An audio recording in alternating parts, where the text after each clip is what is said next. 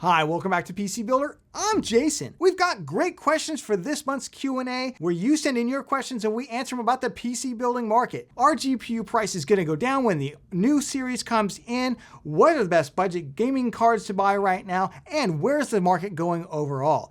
And of course, we got great questions about Ryzen 7000 coming down the pike, as well as tons of great PC building questions. If you get value out of the video, give it a like. It makes a huge difference, especially to this guy right here. And of course, subscribe and click that bell icon. That way you get notified when we release cool content. With that, let's jump into it. Before that, this video is sponsored by VIP SCD Key. Say goodbye to crazy expensive Windows 10 licenses and that terrible Activate Windows 10 watermark. Right now, use the links in the video description, head over to VIP SCD Key, and get a Windows 10 Home or Pro OEM license for a great price. Pick your product license, then use the PC Builder discount code PC25 for an additional 25% off. Go to the activation settings on your PC, put in the code, and boom, you have a fully licensed Windows 10 for a crazy low price, which can be upgraded for free to Windows 11. Use the links in the video description below. All right, let's start off where else? The GPU market, of course. What else is on people's minds? Levi Smith asks, do you expect the prices on current GPUs and CPUs to drop significantly when the new ones release? So that maybe we got some CPUs in there too. And Jeremy asks, as someone who likes to game but doesn't want the best absolute graphics card, should they wait for an RTX 4050 or RTX 4060, or should they just go ahead and buy the 3060 or 6600 XT right now? Well, let's start off with that first question. Honestly, do I expect prices for current CPUs and GPUs to drop? Not immediately. If you go back and you look at the history, let's just start with the CPUs and then we'll talk GPUs. If you look at when Ryzen 3000 launched, did we see the prices immediately drop on the Ryzen 2000 CPUs, even though 3000 was a big leap forward in terms of gaming performance especially? No, we didn't see those immediate jumps. In fact, the CPUs kind of went back to MSRP initially. Then around, remember those came out in July of 2019. Then around Black Friday, we saw those 2000 CPUs plummet, and you could get like a Ryzen 2600 for as low as $100, which was a really, really great deal at the time. I expect something similar with Ryzen 5000 when 7000 comes out. I expect initially those 5000 parts will sell where they're selling at now, which is not bad pricing, by the way. The pricing is still really, really good. And if you've got an AM4 motherboard, that's definitely the way to go. But I do expect as 7000 kind of becomes more readily available, and especially if these don't launch before Black Friday, around Black Friday, I would expect prices to come down. On the GPU side, I have heard that there's an absolute oversupply right now of RTX 3000 GPUs. So once those RTX 4000 GPUs even get announced, I do expect on those GPUs, we'll see prices come down because people aren't going to want to buy them. And I think demand is going to completely dry up. I think people, in addition to those, the next gen cards coming, I think a lot of people are just really burned after a year and a half to almost 2 years of shortages, of price gouging, of all the shenanigans, when the scalpers, all of that. I think people are just kind of done with the RTX 3000 generation and they're ready to move on to the new stuff. AMD's new Radeon RX 7000 and obviously the RTX 4000 series. So I do think we're going to see prices come down because they're not going to be as desirable. So they're not going to be able to sell them. They're going to be desperate to dump them, especially before the new cards come out. Now that may not impact the lower end market like the RTX 3050 and 3060, because we know that replacements for those are likely 6, maybe 8 months, maybe even longer away right now, unless AMD and or NVIDIA decide to take a very different marketing philosophy than they have in like the last 6 years, which I'm not really expecting right now, but hey, we could always be surprised. We've got Money, Marriage, and Media. Sounds like you've got your own show. Can you explain the different cooling options for GPUs? Like what's the difference between 2 fans and 3 fans? When does water cooling a good idea? What price to performance point? And Pascal asks, now that GPUs are back in stock and at a somewhat affordable price, what about AMD versus NVIDIA and all the various features out there? We're talking ray tracing, we're talking upscaling DLSS versus RSR and FSR and all that kind of stuff and the encoders.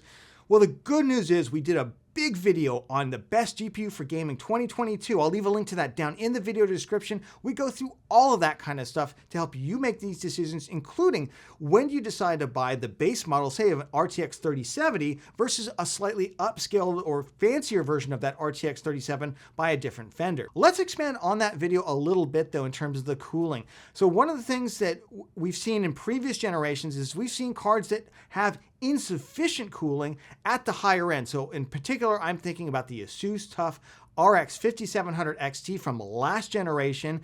That card was overall a very, very good GPU. However, ASUS's, for whatever reason, the cooler that they put on there, despite being fairly good size, having good amount of heat pipes, and having 3 fans, the method that they used to actually cool the card and to fix it, it just didn't end up working out very well at all. And that card would completely overheat under any kind of significant load, which is bad for gaming. That's not what you want. So ASUS eventually did go and fix that card. However, there were a lot of videos done on why that card was so bad, and you can go back and look at them. This hasn't really been an issue in this generation. However, at the same time, we don't really have a lot of testing that we normally have because the GPU crisis pretty much limited what you could get, and people didn't really want to watch a comparison of the best RTX 3090 when you couldn't get anything, right? So certainly we haven't seen the amount of information this generation that we normally see.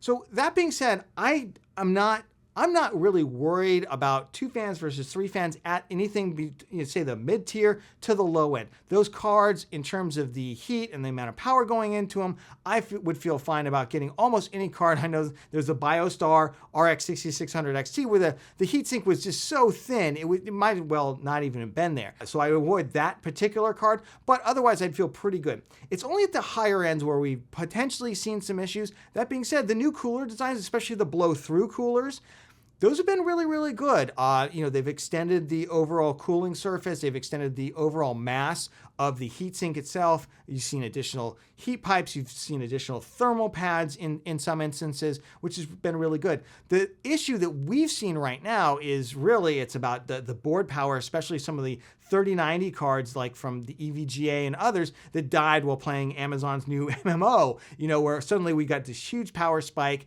The VRMs were, for whatever reason, not going to sufficiently or adequately deliver the power, and the card went pop and it kind of died. So that's been the big challenge this generation around, because again, we've seen that the cooling heat sinks themselves have gotten significantly bigger. The cards are so much bigger. They're like 3 and 4 slot cards now. In terms of when does water cooling come into it, really only at the high end. I don't think we've ever seen, except like a 2080 Ti in previous generations, or maybe an RTX 3090 or 6900 XT or 6950 XT, where you're going to see more than about a 5 to 7% difference. Now, some of the cards, again, we just haven't had as much coverage as we normally do on these things because of the GPU crisis. I think though, as particularly as power goes up in the next generation, and we're talking about 400, 500, 600 watt cards, cooling is going to become more significant. So we're going to have to find out through some of these individual reviews. All right, we've got Walker B. Walker asks, if the Ryzen 7000 APUs are as powerful as rumors suggest, would I think that budget builds could come out to be more affordable in the future? Well, I don't know. This might be some bad news. I hate to pour cold water on anybody, but I've seen that the Ryzen 7000 APUs, unlike this Ryzen 6000 that are focused on the mobile universe, they're not going to have as many graphics execution units on the 7000 as they do on the 6000. Now remember, AMD wants to they want to bring gaming to the thin and light, and they want to do that with their integrated graphics options that are going to be, they're no longer Vega, they're now Navi cores, huge leap forward on the Ryzen 6000, and they're saying through some combination of the onboard graphics on Ryzen 6000 mobile in your thin and light, and through their upscaling technology of FSR and RSR, you're going to be able to get 60 FPS, 1080p kind of medium-ish setting gaming, which is great in a package that weighs about 3.5 pounds. Very, very different than buying a 5.5, almost sometimes 6 pound gaming laptop, right? To be a battle station. That's really, really good. Don't expect to see that on a Ryzen 7000 side. It looks like it's only going to be 1 or 2 execution units. Instead, on the graphics side, that'll put it on par with like the integrated graphics on like a 12600K, for instance, as opposed to the KF where it doesn't come with the integrated graphics. So it's going to be like office productivity level graphics, and it's really AMD trying to break in more to the OEM market where people just want to buy a box for their business. They want to buy 20 of these, just boxes that are going to do office work, Excel, etc. They don't want to have graphics cards with those, so they just utilize the integrated graphics on there, and it'll do just fine for that. So I think that's where they're aiming for. Now, of course, they said in the past that we wouldn't get, for instance, the Ryzen 5600G or 5700G. And they did finally relent as the graphics card market got really, really bad and offer those direct to consumer, which was a huge boost. And I'm so glad that they did. So could we see this in the future? Possibly. I wouldn't expect it anytime soon, though. All right, we've got Sellout asking, now that DDR5 prices are dropping, what about the value proposition for Ryzen 7000 versus obviously building a system right now? And of course, we've got Raptor Lake Intel 13th generation coming right down the pike, although that will be apparently also DDR4, and which makes sense. If it's LGA 1700 compatible, the only way that would work if it makes it onto the DDR4 platform. So maybe that won't impact Raptor Lake. But yes, I will say I've just rechecked right now the DDR5 prices. They continue to come down, which is a good sign. So for like a 2x8 gigabyte kit, we're looking at anywhere from $90 to $100 for the slower speed stuff. That's like $4,800. And I don't know if that's slow. I'm just saying it's slower in relation. That might turn out to be all you need for Ryzen 7000. We don't know yet. We are going to have to do the testing when Ryzen 7000 actually comes out. For the faster memory, and again, I'm putting air quotes around all this because I don't know if you're actually going to need to go faster than 6000 speed memory. It's getting like $150, $160 for a 2x8 gigabyte kit. The good news is we're not going to need necessarily more memory than we do now, but I think we're looking at right now probably about a 50 to 100% price increase over what we're paying for DDR4. Now, if the motherboards do in fact come in around what B550 and X570 cost at launch, and if the CPUs come in around what Ryzen 5000 launched at, or hopefully a little bit lower than that, that would be nice, then I don't see, on top of building a $1,200 or $1,400 or even $1,000 gaming PC, an extra $50 or $70 in there. Not that big a deal. We don't want to spend it, obviously, if we don't have to, but I don't see it as a huge deterrent. My one concern is it's not clear why DDR5 market has got better. Obviously, there's more supply coming in, but at the same time, we did all this testing showing that for Alder Lake, DDR5 didn't make any sense from a price to performance standpoint.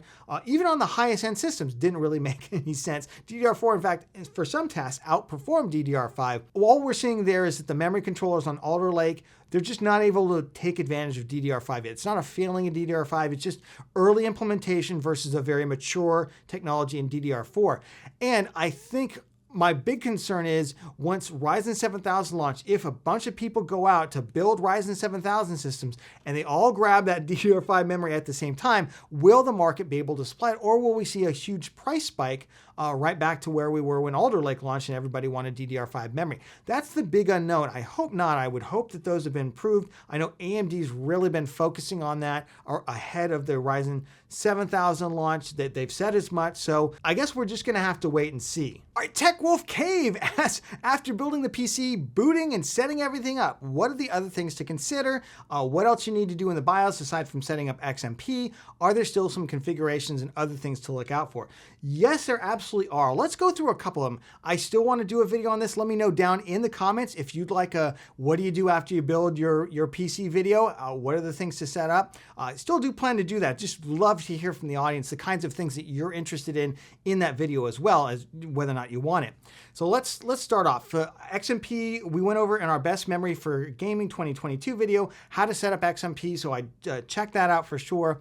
I don't typically do that, the XMP activation, until I've done everything else on the PC. And the reason is you don't want to encounter a memory incompatibility crash when you're installing Windows, when you're installing drivers. It's just too much chance for something to get corrupted. So I actually leave the XMP activation to the absolute end after I've set up everything else. Then I'll go back and I'll activate XMP, and then I'll run some stability tests on my system to make sure it's okay. So that's kind of an order of operations things, how I would think about it. That should really be the last thing you do. I also don't activate Precision Boost Overdrive, for instance. That's another thing for people on Ryzen systems. Definitely go in there. After you've set everything else up and you're ready to go back in and just enable Precision Boost Overdrive. And then of course, one thing to really think about is once you've got everything installed, go back into your remove programs, look what's installed on your system. Is there anything that you don't want on there? For instance, did you accidentally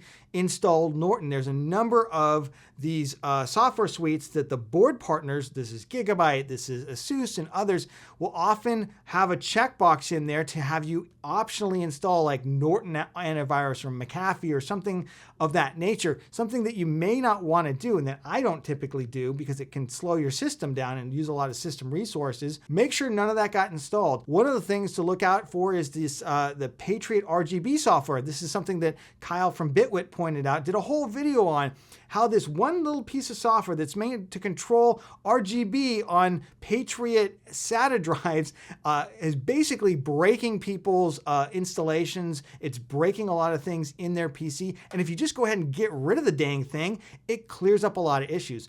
That's the kind of thing that I would be thinking about. Again, we can do a whole video on all the things you want. We'll go through a bulleted list, but I'd love to hear from you down in the video comments. What are the kinds of things that you think people should be doing on that? And we'll create a video around it. Okay, we got Faith asked, do you think it's a good time to build a PC right now for budget builders? And what's the best budget GPU right now? Well, yes, I don't know if you watch our Boost My Build series. We recently had a $500 gaming PC build that used a real GPU. This is not just an APU garbage build. This is a real GPU build in there where we bought a used RX 580 for it and put it in. And those RX 580s right now, along with like the GTX 1060 6GB cards, they are super cheap because Ethereum mining is absolutely cratering right now as we write this. Yes, absolutely great time for budget builders. If you want to hold out for another couple of months, we'll probably see an even larger flood of used GPUs, but you're going to have to take advantage of used GPUs. So every month we go through, with our GPU monthly report, we go through the best GPUs for gaming right now. We do a price performance analysis in order to inform that. But I would say, yeah, RX 580, RX 570, 8GB cards, GTX 1060 is looking good. The GTX 1660 Super is now under $200 used. Unfortunately, new, those cards are still ridiculously priced, as are they like the RTX 2060. If you want something new, again, the RX 6600 is your friend. That is a phenomenal price for performance card, but do not fall for the trap of the RTX 3050, which is still way too expensive. I still see it $330, and I still see it selling out at that price. And I think to myself, why? The thing is just basically a GTX 1660 Super that can use DLSS. That's it. But the RX 6600 is where I would be focused right now if I were a budget builder. All right, let's go to a subject I absolutely hate talking about, which is thermal paste. But let's do it. Bodenschwell asked, is there any real benefit to going for expensive thermal paste solution for casual gamers who do not manually overclock? And the reason I hate people get so touchy about this subject for some reason. Now, in the testing that we've seen done over the years, and it's done over and over and over, not just the kind of thermal paste, but also the way in which you apply it, the only thing that really seems to make a real difference. Now, look, yes, statistically significant. Are there some small differences between pastes? Sure. Probably not, extreme paste. I think that costs about $19 or $20 for a couple of grams versus like the Arctic MX4, which is like $6-7 for the same amount, the same kind of size. Yes, there might be a very, very tiny difference, but there's also a rating difference. I don't know how often you have to change, or that you should be changing the thermal paste on the extreme stuff versus the MX4. That's another thing you got to take into account. How often should you be changing your paste? And of course, there's like the application method seems to not make any difference whatsoever as long as you apply enough thermal paste. Remember, using too little is bad. Using too much is just fine. There's no harm to it. But people really get their knickers in a bunch around how people apply thermal paste. So for instance, I often try not to show, when I build a PC, the thermal paste application because all the comments are going to be blah, blah, blah, blah, blah, blah, blah. Who wants that? It's just thermal paste, folks. The reality is, if you're going to sink an extra $15 into your system, I'd rather see you pop your cooler up to a slightly better cooler, right? Pop your memory speed up to 3600 instead of 3200. Instead of getting the Ryzen 5600, get the 5600X. And for the folks at the very end, who high end, who are going to spend a lot of money, of course, buy the best stuff. But for everybody else, which is what the question's really aimed at, right? And people who aren't going to overclock, who aren't really going to push the limits on it, no, just go ahead and use whatever regular thermal paste you want. I use MX4 just because I've always used it. That's my relatively straightforward answer. I'm sure I'm going to read some really fun things in the comments now. All right, Rocky Socks asks a good question. Can you mix and match memory? Now, we've answered this before, but I think it never can be repeated enough. I would recommend never mixing and matching different sets of memory. This is different sets of memory, not two of the same identical ones bought at the same time with the same memory dies and the same timings. That's fine. So yeah, I know you want to go from 16 to 32 gigabytes. Listen, memory is dirt cheap, especially DDR4 3200 CL16 memory is dirt cheap right now. Spend that extra $40 or $50 if suddenly you need 32 gigabytes of memory and just get a different kit and resell your old kit if that makes you feel better and get at least a little bit of money back from it. Be easy on your memory controller, be easy on your system, reduce the amount of variables out there that might hurt system performance by ensuring that you always use the same kit of memory running at the same speed. All right, we've got a lot of questions about the cat from Jody, from Kevin, from H2O. How did we come up with his name? Well, he's actually named for one of the characters in the movie The Labyrinth. That's with David Bowie. It's from the 1980s. It's kind of a movie I grew up with and really loved. Showed it to my wife. She loved it as well. And that's where he got Ambrosius. We call him Mr. Bear because he's just the size of a bear. He's like a little baby bear cub. And a lot of you have been asking, where is Mr. Bear? Well, we rescued a kitten recently. We had to isolate that kitten here in the studio because it was the only place to go. So Mr. Bear had to get kicked out, unfortunately. He wasn't that happy about it. That's why I'm giving him treats right now in order to reward him from being on the camera, because normally he just loves sitting here. However, there's still the little kitten smell out there. He's not really used to it just yet. Of course, we're really looking forward to a lot more content, including this guy building a lot more PCs. Thank you so much for joining us on this month's Q&A. Remember, tell us down in the comments, what would you love to see in a how to set up a PC build video? What are the things that you think are important to get into it? And remember, if you got value out of the video, give it a like. It makes a huge difference, especially this guy right here who's walking away. Of course, subscribe and click that bell icon. That way you get notified when we release cool content. If you're looking for the best memory for gaming right now, the best memory for gaming, check out this video right here. We go through everything that you need to know to buy the best RAM for gaming. And we'll catch you on the next one.